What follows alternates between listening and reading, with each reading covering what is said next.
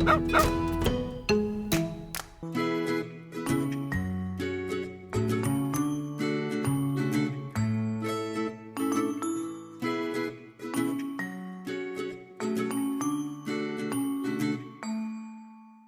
estou aqui com a doutora Malena Albuquerque, médica veterinária, bióloga e especializada em animais silvestres e exóticos. Tudo bem, doutora? Tudo bom.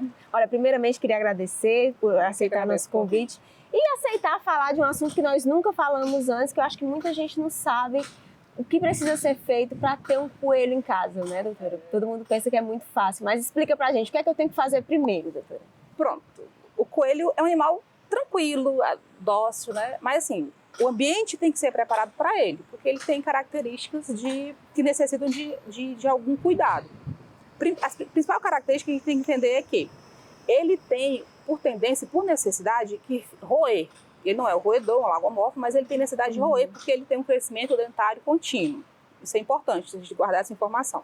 Isso significa que ele vai roer o dia todo. Ele precisa desgastar um pouco o dente, né, doutora? Exatamente. Ele precisa ter um desgaste dentário contínuo. Por quê? Porque ele tem um crescimento dentário contínuo. Então, isso significa que ele vai ter a tendência de roer qualquer coisa. Então, eu sempre recomendo que você crie um ambiente para ele ficar quando você não estiver supervisionando ele. Entendi. Então, você vai criar um ambiente onde você vai ter água limpa, o ambiente para ele fazer as necessidades fisiológicas e um local onde ele possa desgastar esses dentes. Eu sempre recomendo o desgaste sendo feito com o feno. O feno é uma matéria fibrosa que é encontrado facilmente, tanto em pet shop, né, em quantidade, que tem que ser deixado à vontade para ele ter esse desgaste. Então ele está sempre roendo. A gente cria esse ambiente por quê? É um animal que ele vai ter tendência a roer. Então, se você deixar ele solto pela casa, ele vai roer tudo. Fios, móveis, algum produto químico, alguma coisa que possa formar um corpo estranho nele. Isso a gente faz para preservar o animal, para preservar a própria segurança dele. Né? Para a segurança dele no ambiente. Então, mas eu fico com o meu coelho, eu olho ele, presto atenção onde ele está, eu fico sempre próximo dele, ótimo, então você está supervisionando. Não, mas eu saio de casa. Você saiu de casa? Coloca ele naquele ambiente controlado, onde você vai ter uma segurança dele. Importante isso. Entendi. Doutora, e a questão da alimentação, o que é que eu tenho que dar? É alimentação específica para coelho, né?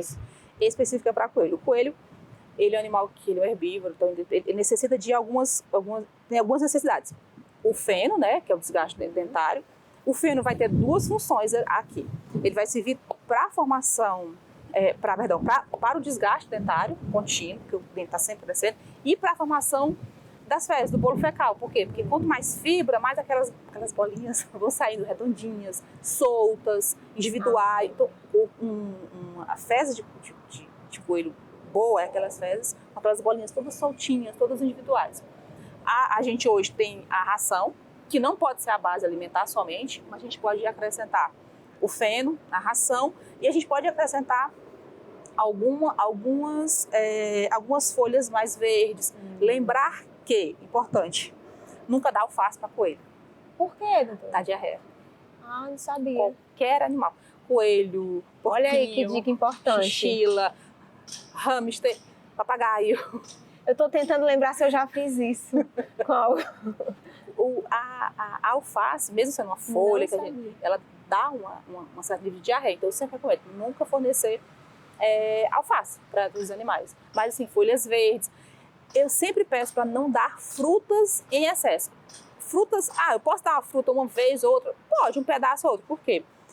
A fruta, ela tem uma digestão um pouco mais demorada. Então, assim, o sistema digestivo dele pode acabar formando gás. Assim, não é tão legal. Então, usa mais folhas verdes escuras, usa mais tubérculos, e a ração e o feno. Então, assim, é bem fechado, é bem simples, não tem muito o que a gente tentar incrementar. Né?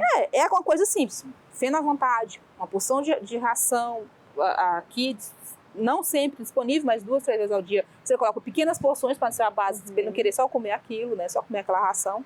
E folhas verdes escuras, menos alface. Aí você pode complementar uma batata doce, pequenas porções, uma cenoura. Sempre variedade Coisa e pequenas, simples, né? em pequenas quantidades para ele ter várias opções. E se eu tiver gato ou cachorro em casa, tem problema conviver ou eu tenho que manter sempre separado, afastado? Eu sempre gosto de separar. Assim, separar no sentido de que as fezes deles, aquele cachorro tem tendência a comer, então pode causar alguma diarreia. A brincadeira de um cachorro pode machucar um coelho. Um gato. Então, assim, eu sempre peço para uma separação segura. Claro que eu estou vivendo assim, o gato fica mais nos móveis de cima, porque o gato tem tendência a ficar mais em cima, né, na casa. O coelho fica embaixo, ele não se vê então supervisionado tem aquela possibilidade, mas sempre supervisionado. Eu não gosto de deixar eles soltos assim, sem ter um hábito disso, porque um acidente para ocorrer é por uma brincadeira, né? Convivência com criança, doutora, tem problema? Tem que ser supervisionado também? O máximo que pode acontecer é a criança machucar o coelho, que é uma coisa um pouco mais complicada. Então, a supervisão é não deixar a criança apertar muito o coelho. O coelho tem um tórax um pouco menor do que a gente tem um abdômen maior por causa do sistema digestivo. Então, às vezes a criança aperta demais, mais para a criança não machucar, porque ele em si, ele no máximo vai fazer o quê? Arranhar, querendo escapar, porque ele vai mexer mais a patinha. Então, é mais para a criança não machucar. Mas se a criança tiver uma supervisão, um adulto, porque é importante, é importantíssimo ter um animal de estimação. Eu lhe cortei, doutora? Não. Castração. Castração é aquela coisa. Você tem um casal de coelhos, você vai ter coelhos. Sempre. Eles têm aquela piada, né, tem filho igual coelho. É real. Então vão se reproduzir demais. Demais, demais. É quase mensal. O macho ou a fêmea de preferência? Eu sempre prefiro fazer a castração do macho. Por quê? Não que o macho seja mais... porque ele seja mais fácil, mais difícil. Não, é porque é uma cirurgia um pouco menos invasiva do que seria para a fêmea, tá? E a recuperação é mais rápida, porque você vai fazer a castração nos próprios testículos, individualizando, então é um pouco mais rápida a cicatrização e a recuperação do paciente. Claro que se você... não, doutor, eu quero castrar as minhas fêmeas. Também a gente faz a castração das fêmeas, só que é uma cirurgia um pouco mais invasiva, porque você tem que ter a vitalidade abdominal e tal, mas eu recomendo sempre isso. E mesmo que você queira sempre coelhos, lembre-se que cada gestação pode vir de 2 a 8 ou mais. Então, assim... Então, melhor castrar. E é quase mensal. Ave Maria. Doutora, olha, o nosso papo está muito bom e já acabou. Acho que eu tenho mais dúvidas e vão surgir mais dúvidas dos nossos telespectadores em casa.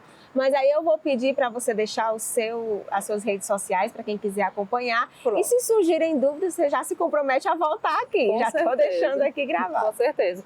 Agradeço pelo convite. Nós que agradecemos. Se precisar de ajuda, alguma outra informação, estou à disposição. Redes sociais? Malena Albuquerque. Ótimo. Todos. O bom de ter nome estranho é esse. Malena Albuquerque, vocês me acham. Então somos o mesmo time, Malena e Catuxa. Obrigada, doutora. É isso.